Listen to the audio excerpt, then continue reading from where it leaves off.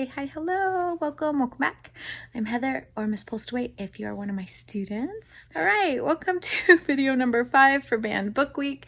I'm kind of excited today because the ones that I'm going to highlight are kind of unusual for me, but my students love them, and so I thought it might be fun to do Goosebumps, which are on the band book list. So let's talk Goosebumps, shall we?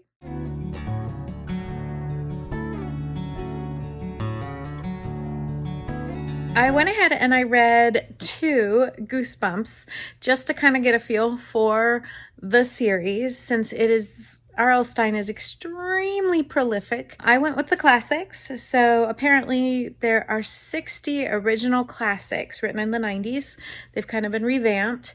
And then obviously he's continued to write, and there are some more newer ones, but of those 60, I went with 2 classics. I read number 2, which is Stay Out of the Basement, and number 38, which is The Abominable Snowman of Pasadena. I will say, in doing my research, as I was trying to figure out what I wanted to do with these, I found a website that tier ranked the original Goosebumps, like best to worst. So of those 60, the Stay Out of the Basement actually ranked in the top 10, and the Pasadena Abominable Snowman was 59 of 60.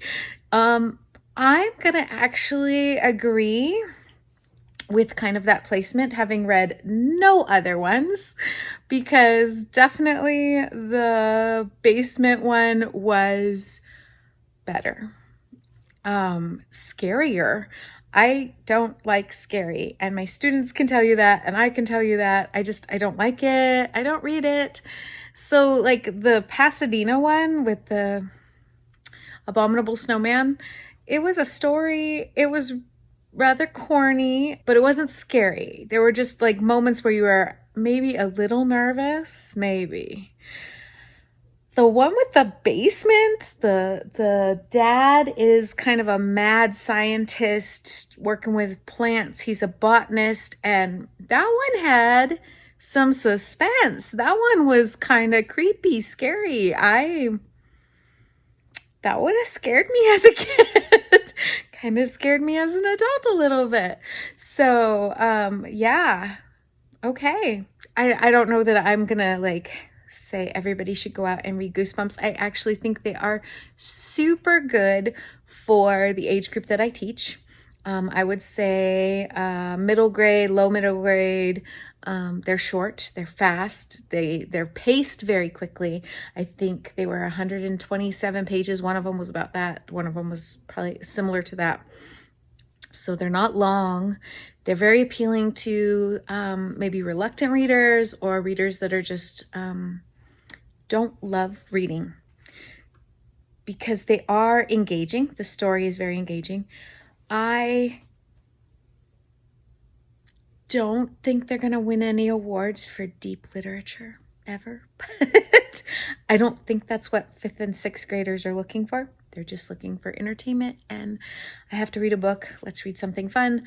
I think these are good. I understand why the kids like them. That being said, they are banned books. Goosebumps are being banned because parents think they're too scary.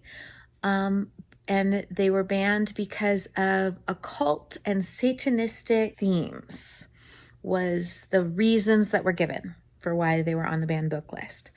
I figured that because most of these were written in the 90s, that was going to be the time frame that they were banned. And so I went ahead and I checked. So the American Library Association, ALA, has a list of the top 100 banned books per decade.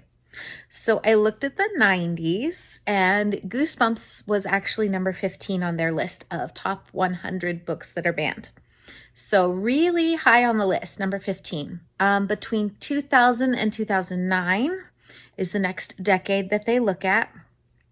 And they were number 94. So they still made the top 10, but barely. So I'm figuring, okay, well, the next one, 2010 to 2019 is the next decade. And I'm like, well, if they were 94th, they're probably just gonna fall off the list. Nope. I think it has to do with the fact that they got a movie and so they came back into the limelight. But yeah, Goosebumps were actually number 46 on the list for the most recent decade. So Goosebumps are still banned. They're still being highlighted and challenged around the country. So fascinating. I was not expecting that. I don't know. There's so much else out there that's scary, so much more scary. I can't even imagine Goosebumps being the ones that parents are banning. They are very popular. I assume that maybe that might be why they're being highlighted, because I'll tell you what, I have much scarier books on my library that my kids absolutely gravitate towards. They love the scary books. Goosebumps are popular. They're easy. They're short. So maybe it's just because a lot of kids are reading them that they're getting, I don't know, targeted or picked up on these lists. It's kind of a weird one, to tell you the truth. I don't know. I don't know that kids are scared of the same things. And that Abominable Snowman one is not going to scare anybody in my classes at all. Nope. Even my kids who are like me and kind of chicken, that's not a scary one. I actually have a copy, so I'll show you my copy from my class library. It's probably time for me to get a new copy. It is hashed. Like, it is fallen apart. It is reinforced with tape on like multiple levels. That's how popular these are. So, I mean, when you have a bunch of sixth graders reading them, they fall apart. So, yeah. I think I might need some more new Goosebumps. I did pick up a couple more. This was my pile of possibilities here. So I found Say Cheese and Die is actually really high up on the list of like best Goosebumps. So I was going to read that one. And then the ones that are like the most popular, the ones that everybody likes, have to do obviously with our friend Slappy. So I was going to read a Slappy Goosebump, but I think I'm good.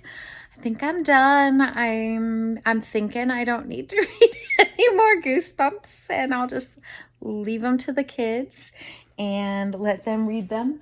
So, yeah.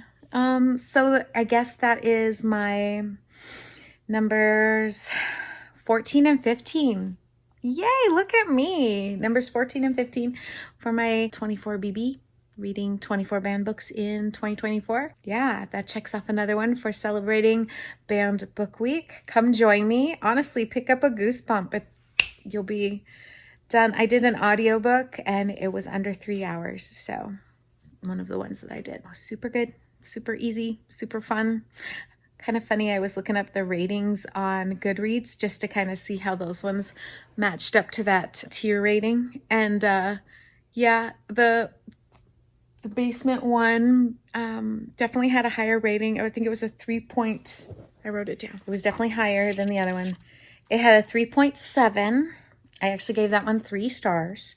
And then the Abominable Snowman of Pasadena had a 3.45. And that one got a 2.5 star from me, which of course in Goodreads, I would have just rounded up to 3 stars. So pretty much the same rating there from me. Kind of fun. Anyway, I hope you're having a wonderful banned book week. Keep reading. And I have awesome links down below if you want to participate in the Let Freedom Read Day on Saturday. Should be wonderful. I know I'm going to do some of the things that are on that list just to help fight back against book banning. So, all right. Have an amazing day. We'll see you on the flip side.